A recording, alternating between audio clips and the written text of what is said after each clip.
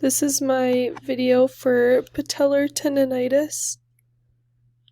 I'm going to start by laying down some pre-wrap.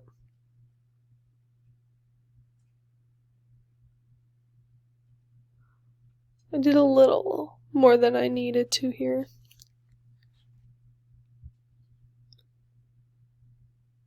And I'm going to grab my tape, double check where I'm going to lay that tape. And I'm just going to lay one strip.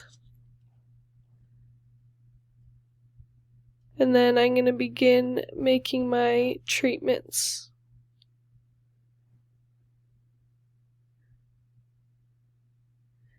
And I will end up making 3 of these total. I'm just twisting the tape.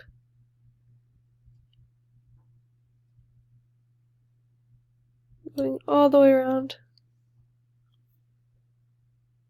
And then here I'm making my last one.